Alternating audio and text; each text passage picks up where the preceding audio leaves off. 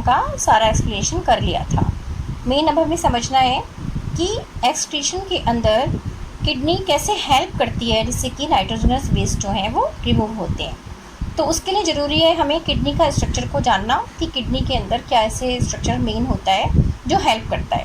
तो किडनी के अंदर जो स्ट्रक्चर और फंक्शनल यूनिट है, जब इसका हम टी सेक्शन काटेंगे अंदर देखेंगे तो वो होते हैं नेफ्रॉन्स। तो यहाँ पर आपको बहुत छोटा सा मैं बड़ा करके अभी आपको दिखाती हूँ कि नेफ्रॉन्स क्या हैं और नेफ्रॉन्स की वर्किंग से कैसे किडनी वर्क करती है और कैसे हम वेस्ट को रिमूव करते हैं। ये स्ट्रक्चर हमने समझा था किडनी का जब हमने टी सेक्शन काटा तो हमने देखा कि हमें ये नेफ्रॉन का स्ट्रक्चर है। एक जो स्ट्रक्चर और फंक्शनल यूनिट है उसे हम नेफ्रॉन कहते हैं। ऐसे बहुत सारे नेफ्रॉन से मिलकर जो होती है वो किडनी बनी होती है। अप्रॉक्सीमेटली 2 लाख नेफ्रॉन होते हैं किडनी के अंदर जो कंबाइंड फॉर्म में काम करते हैं और फिल्ट्रेशन में हेल्प करते हैं। इसका और व्यू अच्छे से क्लियर देखना है आपको, एनलार्ज करके मैं अभी दिखाती हूँ। यस बेटा, ये देखो, ये कितना ऐसा लग रहा है कि पूरा एक सिस्टम सा बना हुआ है। एक किडनी के अंदर एक नेफ्रॉन की बात कर रहे हैं हम। ये नेफ्रॉन जो होता है वो 2 पार्ट्स में डिवाइडेड है। एक ये वाला जो ऐसे कप शेप आपको दिख रहा है ना येलो कलर का, this is called Bowman's capsule. और एक ये बोमन कैप्सूल के साथ ये ट्यूब चली और यहाँ पर ये यू शेप की हो गई ये ट्यूब्यूल, ये हैनल्स लूप, ठीक है, जो बाद में जाके इसमें कलेक्टिंग डक्ट में मर्ज हो रही है, ठीक है ना। तो ये जो ट्यूब्यूल है ये यहाँ से स्टार्टिंग, ये फर्स्ट कॉइल, इसके 2 कॉइल पोर्शन है। एक तो यहाँ से निकल रहा है जो बोमन कैप्सूल से निकला, okay, and then this is U shaped, this is called loop of Henle's loop. Then this is second coil portion ultimately merging into a collecting duct जो कि यूरेटर बनाती है और बाद में यूरेथ्रा में चली जाएगी, ठीक है बेटा। तो यहाँ पर आप देखेंगे कि ये एक बोमन कैप्सूल कैसे फिल्ट्रेशन में हेल्प करेगा।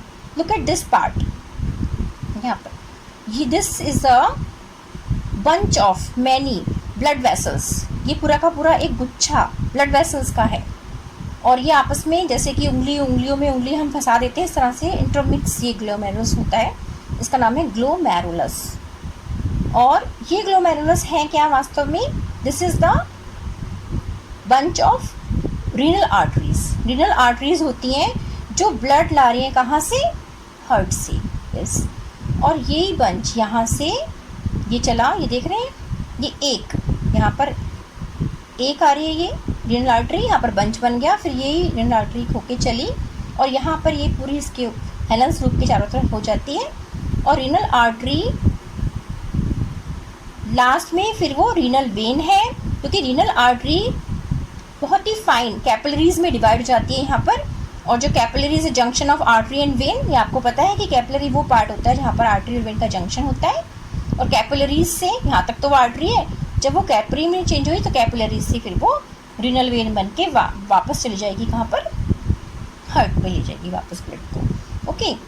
नाउ अब प्रोसेस पे आते हैं कि फिल्ट्रेशन प्रोसेस कैसे होता है। तो फिल्ट्रेशन प्रोसेस के लिए ये ग्लोमेरुलस के अंदर यहाँ से जो आर्टरी है वो ब्लड ला रही है, इसमें मिनरल्स, सॉल्ट एंड वाटर और ग्लूकोज सारे पार्टिकल्स में होते हैं कि डाइजेस्टेड फूड के अंदर आपको पता है कौन कौन से पार्टिकल होंगे। मेन क्या है, यहाँ पर एब्जॉर्प्शन शुरू होता है। ये क्योंकि सेलेक्टिवली परमेबल मेम्ब्रेन है, ये क्या जाने देगी, जो चीज़ें इसमें चाहिए वो रुक जाएंगी और जो नहीं चाहिए वो अनवांटेड इसके अंदर आ जाएंगी, क्योंकि हमें एक्सक्रीशन करना है तो अनवांटेड थिंग बाहर निकालनी है। तो कुछ minerals, salts and water absorb हो जाते हैं इसके अंदर और एब्जॉर्ब होने के बाद वो कहाँ आ जाते हैं, इस ट्यूब्यूल, येलो वाले ट्यूब्यूल में आ जाते हैं, ओके। और येलो वाले ट्यूब्यूल जो हैनल्स लूप है, ये यहाँ पर दोबारा से रीएब्जॉर्प्शन होता है। यहाँ पर पूरी ये घूमी हुई होती हैं इसके ऊपर से ब्लड वेसल्स और वो रीएब्जॉर्ब करती हैं। तो जितना भी हमें अनवांटेड थिंग है वो तो वापस कहाँ रह जाएगा, इस ट्यूब्यूल में, येलो वाली में, और जो वांटेड थिंग है वो वापस से रीएब्जॉर्ब हो जाएगी। कुछ सॉल्ट्स, ओके, कुछ ग्लूकोज के पार्टिकल्स जो भी चाहिए वो वापस यहाँ पे रीएब्जॉर्ब हो जाएंगे और बचा हुआ जितना भी अनवांटेड थिंग है वो सारी इसमें से वेस्ट है वो इस हैनल्स लूप के सेकंड ट्यूब्यूल से होता हुआ, सेकंड कॉइल ट्यूब्यूल से होता हुआ कलेक्टिंग डक्ट पे आ जाएगा। और जो वांटेड थिंग थी जो ब्लड में चाहिए हमें वो वापस, ये देखिए ये ब्लू कलर की दिखाई हुई है, ये रीनल वेन जो है वो ले जाएगी वापस, और कहाँ चला जाएगा ये, वापस हार्ट पे। ओके, तो this is the function of the kidney, how glomerulus and this combined, the inner tube combinedly work to get the waste from the body।